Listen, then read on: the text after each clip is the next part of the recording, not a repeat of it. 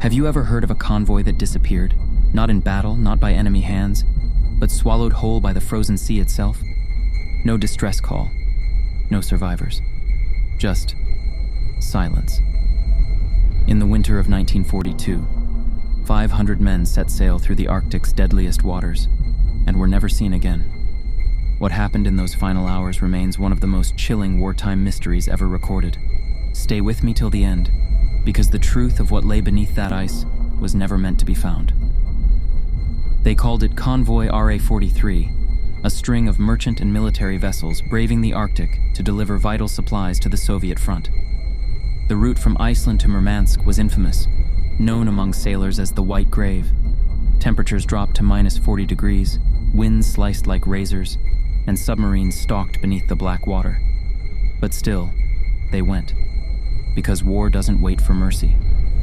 The mission was simple: deliver food, ammunition, and machinery before the Soviets ran dry. But among the men aboard the SS Ursa, the lead vessel, there was a growing unease. They had heard whispers that other convoys before them had vanished.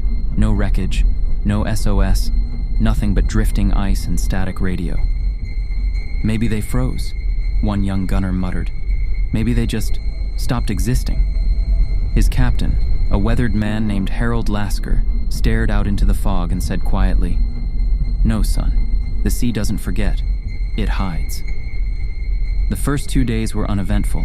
The men laughed, smoked, and sang around the engine heat. But on the third day, something shifted. The sea became still, the wind died, and the temperature dropped another 10 degrees in an hour. At 1847, the Ursa's radar detected something, an echo that wasn't supposed to be there. Another ship, perhaps? Or maybe icebergs drifting too close. Captain Lasker ordered a flare fired into the mist. For a moment, the orange light cut through the whiteout, revealing the shadow of another ship dead ahead. But when the flare died, the shape was gone. They radioed the rest of the convoy. No response. Static filled the room like whispers from the dead. Every frequency jammed. By midnight, the convoy had vanished from radar entirely. One by one, their signals blinked out until only the Ursa remained. Then, at 1:23 a.m., an emergency broadcast crackled through. The voice was trembling, barely audible through the storm. "The ice, it's closing around us. The sea, it's alive. It's..." And then nothing. For months, the Allies searched. They scoured the Arctic routes, sent reconnaissance planes, submarines, even trawlers fitted with sonar. Not a single hull, not a single lifeboat. It was as if 500 men had been erased from existence. But decades later, in 1987, a Soviet icebreaker stumbled upon something buried deep beneath the polar shelf. A metallic reflection, trapped under meters of ancient ice. Divers were sent down. What they found defied reason. The ship was there, intact, perfectly preserved, frozen mid-journey as if time itself had stopped. Inside, they found men seated at their stations, frozen stiff, faces untouched by decay, coffee cups still half full, a radio operator with his hand still hovering over the dial. It was like stepping into a photograph of death. One diver, Alexei Morozov, later recalled, "It was beautiful and horrifying. They weren't dead, they were waiting." Even more disturbing were the logs. The final entries made no mention of an attack, nor a storm. Instead, they described voices, voices coming from beneath the ice. The last line, scribbled in shaking handwriting, read, "They're calling our names."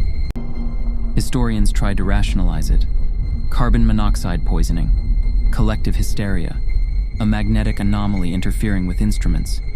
But none of those explain why no wreckage ever surfaced, or why the ship, once located, was found nearly 300 kilometers from its intended route, buried under solid ice that had been there long before 1942. It was as if the sea itself had opened and swallowed them whole. In 1992, a joint British-Russian expedition returned to study the wreck again. When they drilled into the ice, the divers reported hearing faint tapping from below, like Morse code. At first, they assumed it was ice shifting, until one of the men recognized the pattern. It spelled one word: help. The team abandoned the mission within hours. The lead scientist later confessed in a private interview, "Something down there doesn't want to be disturbed, and I think those men are still down there, somewhere between time and death." To this day, the coordinates of Convoy RA-43 remain classified. The wreck has been sealed beneath layers of new ice, untouched by rescue teams. Officially, it was a navigational failure. Unofficially, it's one of the most haunting maritime mysteries in history. The Arctic hides more than ice. It holds the frozen memories of those who never returned. And if you ever sail those northern waters on a still winter night, you might just hear a faint tapping beneath the hull. Not the cracking of ice, but the sound of 500 forgotten souls, still calling for home. Even now, satellite imagery picks up faint magnetic pulses in that region every few years. They say it's just interference from the poles, but some, especially old sailors, claim it's something else, a heartbeat, a signal that refuses to die. And maybe, just maybe, it's a reminder that war doesn't just claim lives. Sometimes it traps them forever. If stories like this send chills down your spine, make sure you stay subscribed to Relic Remnants, because in the days ahead, we're diving even deeper into the forgotten, the buried, and the erased. Comment below. Would you want the truth of what's under that ice to be revealed? Or are some mysteries better left frozen in time? And remember, the past doesn't stay buried. It waits.